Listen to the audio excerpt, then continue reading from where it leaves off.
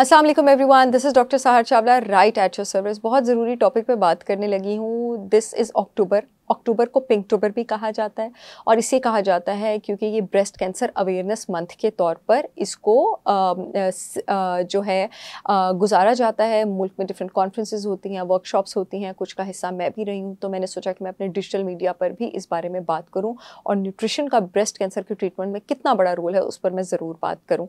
अब कैंसर पर मैं अलग से भी बात करती हूँ, तो ब्रेस्ट कैंसर पर अलग से बात करने की ज़रूरत क्यों है? क्योंकि कैंसर आपके पास एक हेट्रोजेनस बीमारी है, वो एक तरह की बीमारी नहीं है। एक तरह के कैंसर में भी डिफरेंट तरह के कैंसर सेल्स हो सकते हैं। एक तरह का कैंसर सेल किसी और तरह बड़ा हो सकता है एक ही बॉडी में, और एक तरह का कैंसर सेल किसी और तरह बड़ा हो सकता है।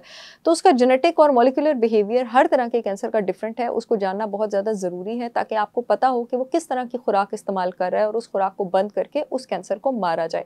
जैसे प्रोस्टेट का कैंसर किसी और तरह की खुराक इस्तेमाल कर रहा होगा, लंग का कैंसर किसी और तरह की, ब्रेस्ट का कैंसर किसी और तरह की। बहुत सारे ऐसे कैंसर्स हैं जो एक तरह की खुराक इस्तेमाल कर सकते हैं, लेकिन उन कैंसर्स के बीच में भी उनकी जेनेटिक बिहेवियर्स जो है वो डिफरेंट होते हैं आपके पास।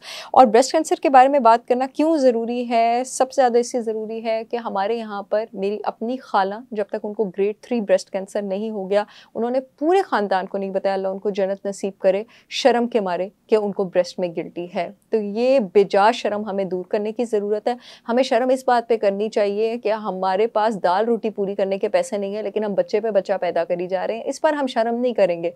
लेकिन अगर हमारी ब्रेस्ट में कैंसर हो गया, अगर हमारी बच्चेदानी में गुल्टी बन गई है, ये बताने में हमें बहुत ज़्यादा शर्म आती है। हमें झूठ बोलने में शर्म नहीं आएगी।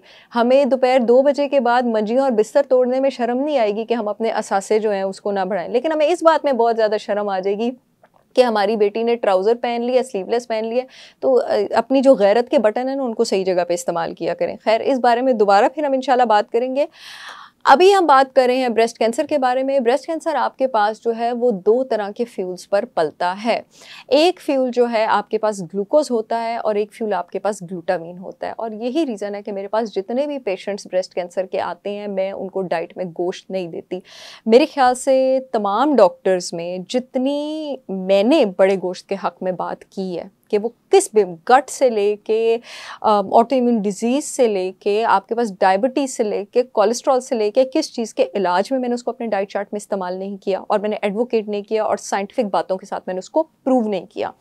लेकिन आपके पास ब्रेस्ट कैंसर में आपको स्विच साइकिल्स में गोश्त को बिल्कुल छोड़ना पड़ता है, क्योंकि ग्लूटामीन एक अमाइनो एसिड है। Amino acid high quality protein के जुज़ को कहते हैं। ये आपके पास सबसे ज़्यादा बड़े गोश्त में प्रेजेंट होता है ग्लूटामीन। अब कैंसर सेल बड़ा ढीठ होता है, बड़ा फ्लेक्सिबल होता है, वो अपने आप को कॉम्प्रोमाइज़ करके रह लेता है, ठीक है ना। आप समझ लें कैंसर सेल पाकिस्तानी औरत की तरह होता है, जिसके साथ जितनी मर्जी बुरी हो जाए वो किसी ना किसी तरह उस घर में रहने का तरीका निकाल ही रहती है। कैंसर सेल को भी आप ऐसा ही समझें, ठीक है।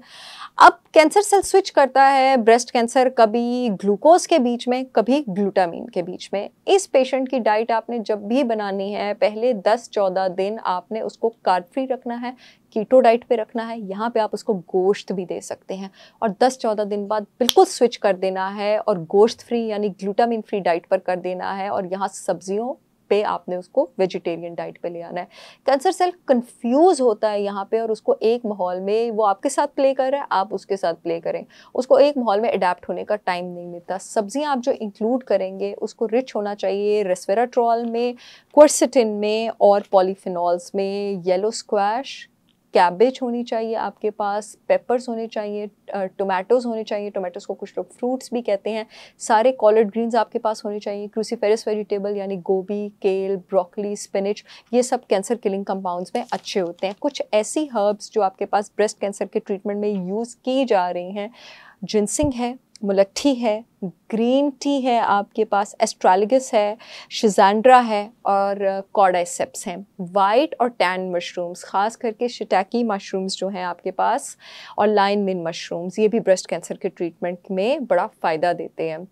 मैं आप लोगों को खुशखबरी सुनाती चलूँ, मेरी brand holistic wisdom by Sahar Chawla ने अपने 100% ऑर्गेनिक प्रोडक्ट्स पे ऑटम का फ्लैट 20% डिस्काउंट लगाया हुआ है, जो कि 25 अक्टूबर की सुबह तक वैलिड है। 2 दिन है आपके पास, स्टॉकअप करें अपने प्रोडक्ट्स। पूरे मुल्क में शिपमेंट हो रही है। www.holisticwisdombysaharchavla.com पे जाके ऑर्डर करें।